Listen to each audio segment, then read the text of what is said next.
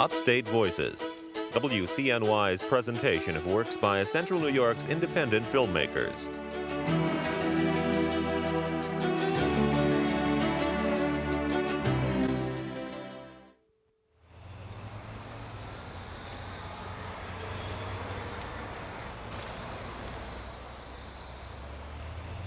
How did you arrive at this place? I stopped in for gas about 20 years ago at Jim Noble's mobile station on Route 11 in Pulaski to gas up, my wife and 3 kids. And I asked Jim how the river was and how the fishing was on the Salmon River. He says, you can catch your limit in an hour. I said, is that right? I said, I don't think so. He says, go try it. So I parked my car, my wife and 3 kids, and I took my fly rod out of the back, went down the river in an hour to have my limit of bass in June. So I said, well, this is the place for me. So the next day I come up and bought a place.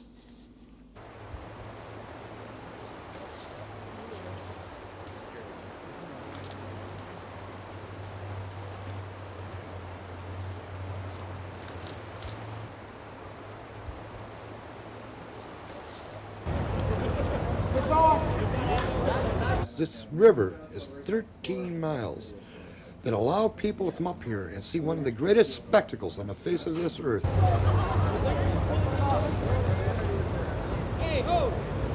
They've done a fantastic job. It's a manufactured fishery. How's business today? Good, very good. Of course it would be for this time of year. We're right in the middle of our salmon season, and this is the time of year when the Pacific salmon make their run from Lake Ontario upstream into the Salmon River to spawn. Every fall they come up to spawn. Every fall, thousands of crazy guys like us come over here and fish them. Where are you from? We're from New Jersey. Goddamn boy, New Jersey. How did you hear about this? Oh, this is a big event every year. Hotels are booked solid for 60-mile radius. It's better than I ever thought it would be. You guys shouldn't have this much fun. It's pretty exciting. I came with a cast on.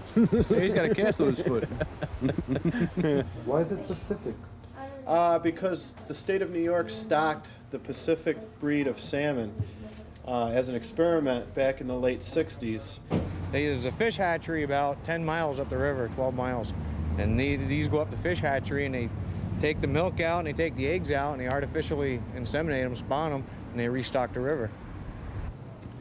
Back in the middle 60s, we built a very modern fish hatchery in the town of Alkmaar, which is about 10 or 12 miles from the mouth of the Salmon River where it runs into the Lake Ontario. When a Chinook salmon is reaching its maturity, its life cycle is that it is going to swim up the tributary where it came from, however many years prior, 2 to 4 years, 5 years prior. It's going to swim up, the females are going to swim up to spawn, the males are going to swim up to fertilize those spawning females, the eggs that they're depositing. They're going to go back to where they originated from, and in this case, if they originated from the Salmon River Fish Hatchery, they're going to go back to the hatchery to complete their life cycle.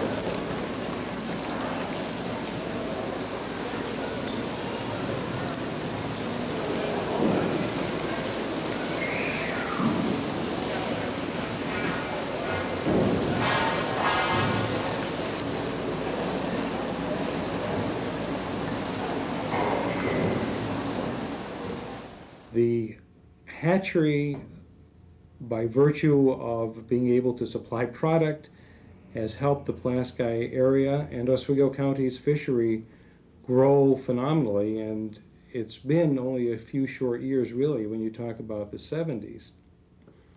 There's a great deal of potential yet, and of course along with the fishery comes all the support services and industries that can support that, and it becomes a serious economic factor contributing to a lot of employment and a lot of wage earners that based their being on that fishery.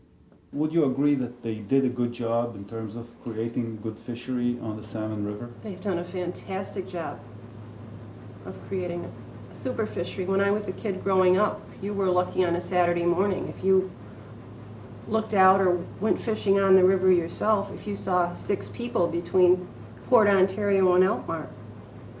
Now on probably any given Saturday, you've got 500 to 1,000 to 10,000 during the fall in this particular area. This area, as a child growing up, was a depressed area. You either worked in Syracuse or Watertown, or you had a farm, or you were basically, that was it. It's provided economy for a lot of local people. It's provided jobs. It was intended to be brought to the area to strengthen the economy, to make us more, I guess, independent. The fishery here is a business venture. I mean, let's be honest about it. It's an economic thing for an area that might be suppressed as far financially if we didn't have this here. Look at the people coming in here. These people have come from all over the eastern United States. In fact, many people from all over the world come here. They spend money through the entire state system coming here for gasoline, food, lodging. When you think that you can drive from New York City in 5 hours, fly up in an hour, and go to the best salmon river, steelhead river, perhaps in the United States, or as far as that goes in North America, and the cost of doing it may be $200 or $300 compared to the $4,000 or $5,000 you might have to spend to go to Alaska, it seems to me it's a pretty good deal. Pulaski's the gold rush, or modern day gold rush, where a group of people came in with their, the golds of salmon, and it was going to bring lots of people in. They were going to make lots of money off it. They were going to build their businesses up, sell them off, cash in, and they're out of there. Never to have to worry about what's left over for everyone else to clean up there. How much would you estimate the price of land on the river changed between '68 and now, percentage-wise? Probably 100% or better, at least. More, maybe more like 200%. How do you handle the landowner who is not subsidized by the government? I have to pay taxes on that property, and I can tell you they're extraordinarily high, and they went up. In fact, one piece on the river this year went up in taxes 2,200%. 2,200%.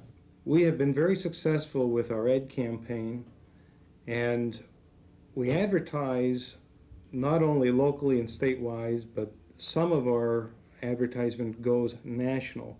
Is any of your brochure indicating the fact that the DEC prohibit eating the fish? Our brochures do not reflect that. You eat the fish? Yeah, I eat it every day. You eat? The salmon. The salmon come up to the river, yeah.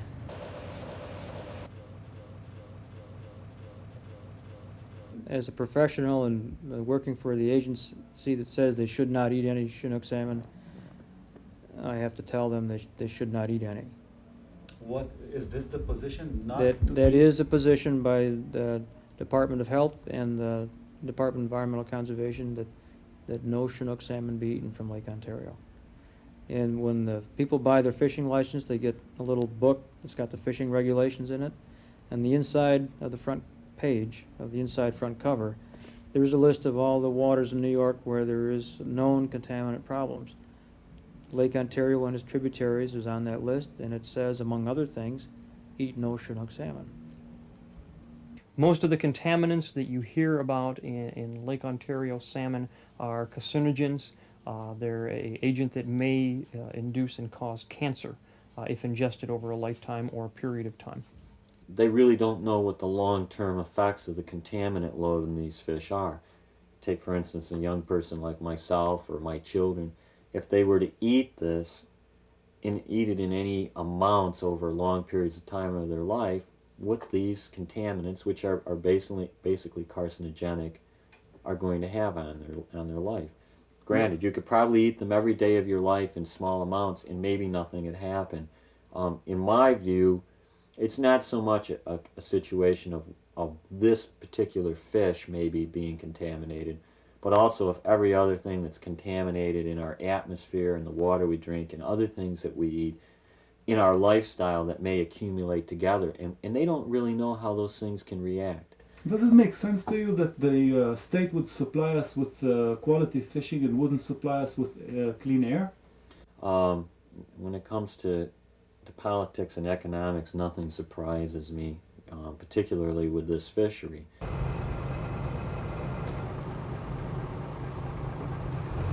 What are you doing? I'm digging fish pits. You're digging them? I'm digging these pits that we're dumping these fish in and covering them back over when they're full.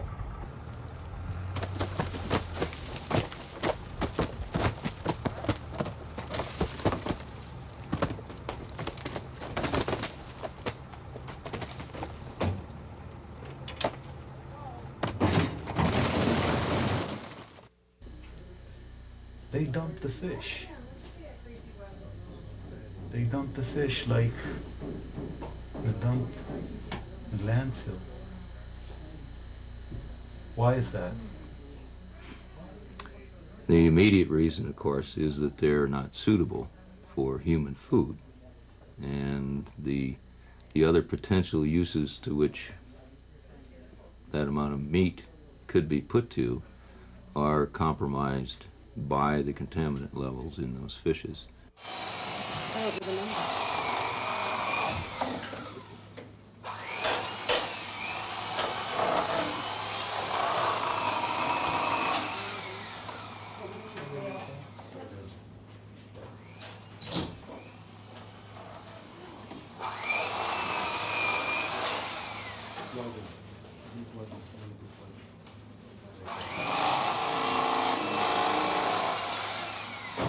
Why do you take the skin off? Well, when you go back to about the eating process, all your contaminants that they say that's in these fish are basically between the meat and the skin.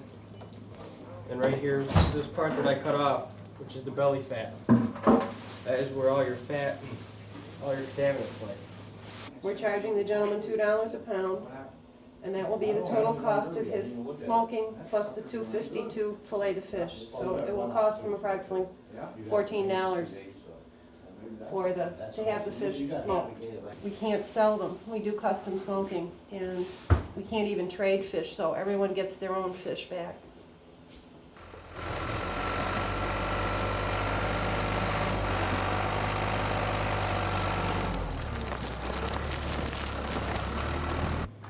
You have problem with that?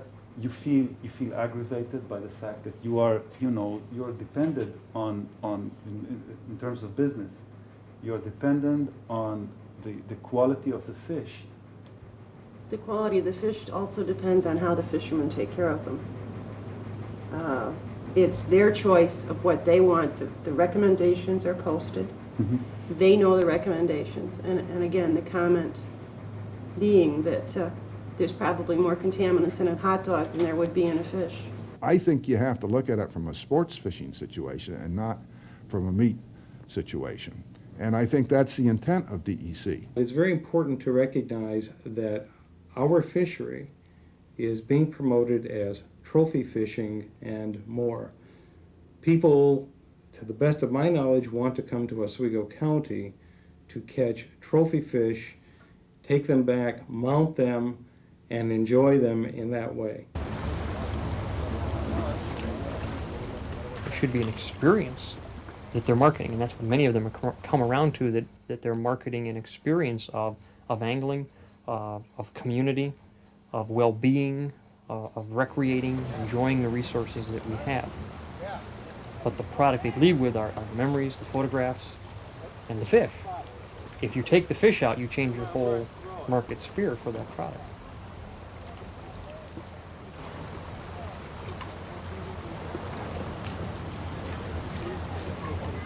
How do you get your fish? You snag them with a weighted snag hook. You just cast and you keep yanking and hope you hit one. I don't mind twigs.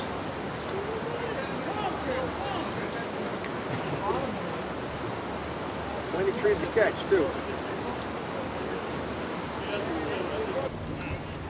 Got any fish today? Caught any?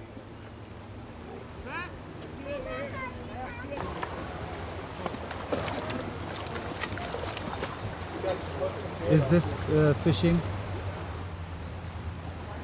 Not really. It's not sports? It's not. There's not too much sportsmanship to it, I don't think. No. You know, a poor fish swimming upstream, you're throwing all that lead at them, hook them in the back, the tail, wherever. It's a lot more sporting to go down with a fly rod and fish for them with a fly rod.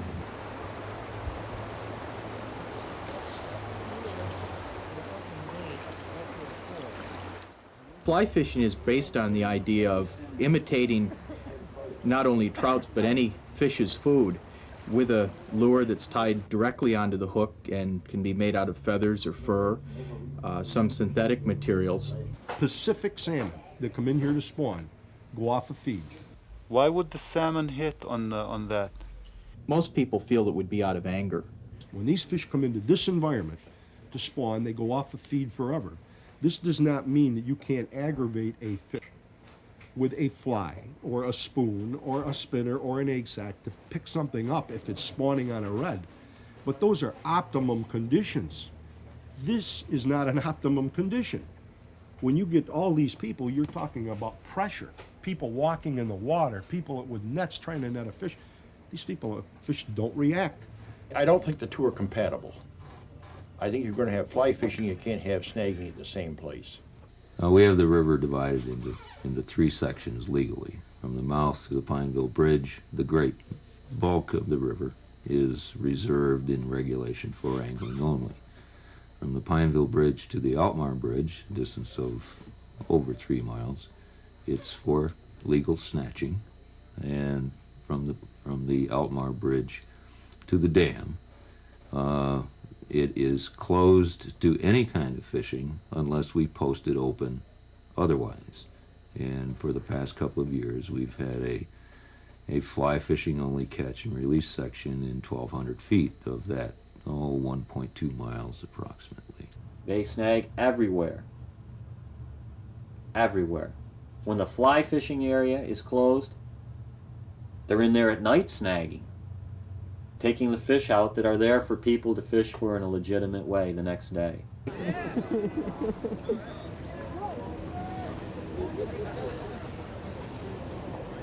The sport of fishing becomes perverted when the fact that we catch a fish is less important than how the fish is caught.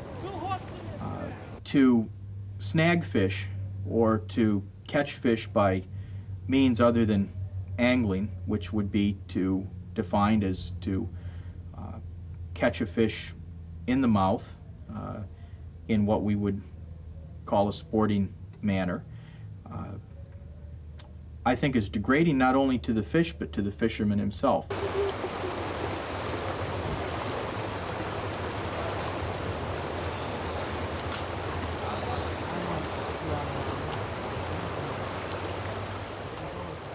You know, there's a lot of cultural things. You know, you see a father out there with a little kid, 4, 5, 9 years old, doesn't matter, a young kid, very impressionable, running up and down the stream chasing a fish with a stick or a rod and slapping the water with it and jumping on top of the fish or stoning them, or leading eventually to netting fish or clubbing fish or spearing fish or shooting fish. That's not what sports fishing is about, but yet the snagging has brought that about. Do you you sell the fish sometimes? No, that's against the law. It's against the law? Yeah. You can sell the eggs to fish cleaning stations, but you can't sell a fish, even if it's legally hooked. Uh-huh. Do you know of kids that do it? Yeah. Just anyone around the river does it. They sell the fish? Yeah. Most of these guys that catch them sell them. Who would you sell it to if Anybody that can't catch one. Like people that... Anyone that can't catch one, they'll say, I'll give you $20 for that fish. Are you trying to educate the people through teaching them fish ethics? Yes, absolutely. It's one aspect of life that, for me, teaching people to do this the right way, I feel makes it become more important for other aspects of their life to do it the right way. This is something that's for everyone. It isn't for a group of people. It isn't for the elitist up here, the rich guy. This is for the blue-collar worker that comes up here. There's so few things that these people have. I find that highly derogatory. That means that a working-class blue-collar fisherman doesn't have the brain capacity or the intelligence to do anything but to snag. Man is a predator and historically has been. And fly fishing or fishing of any type is really only a ritualistic expression of our predatory instincts. I believe that most sports either stem from our predatory instincts or our warrior-like instincts. Certainly a football game would be a good analogy there.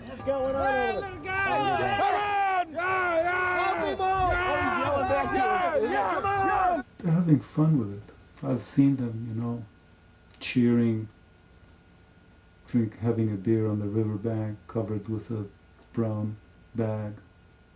They're having a great time with it. They couldn't have a great time casting a lure or a bait and drinking a beer and catching a fish in a legal manner. They can have just as much fun doing that. There is a big debate here about snagging. What's... As far as what? I think they're trying to do away with it, aren't they? Yeah, I think in the next 2 years or something like that, they want to do away with snagging. I don't know what it is. There's nothing the matter with snagging. I don't think so. I don't think so either. The DEC came to this area a few years ago, announcing initially that they were going to ban snagging. They come up to see a spectacle that was created by God. And if you take legislation and you think the only way you can do is legislate this place to death. Our understanding and our attorney's understanding of what the rationale for the present proposed ban is that the DEC finds the snagging method repugnant on primarily ethical and philosophical grounds, and is in effect reflecting the philosophical preferences of a particular group of fishermen, namely Trout Unlimited, and this was the primary basis for the regulation change. The real trouble with snagging is that the snagging mentality doesn't stop on the Salmon River. It has spread now to the Finger Lakes tributaries, Lake Champlain tributaries, where essentially any large trout or salmon that runs up these streams is being snagged. Well, it was the Supreme Court of New York, Judge Hughes in particular, that granted the request of the DEC for declaratory relief, in which he came to the conclusion that the broad statutory authority of the DEC did empower them to change regulations. He did find, though, that we were within our rights to, at a later point, challenge the reasonableness of the change based on a finding that perhaps it was capricious or unreasonable. Would you come again if they will stop snagging? Probably not. I don't think so.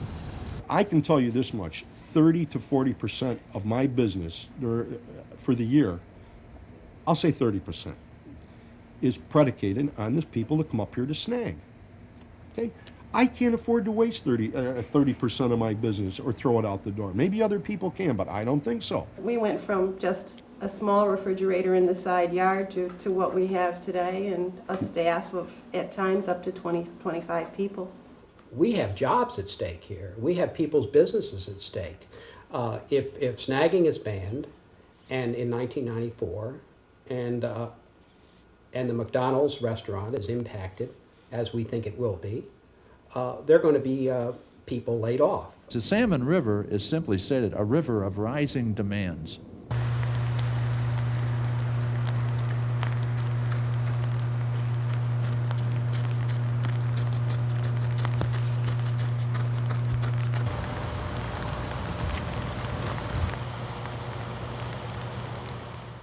Can they shut off the river legally?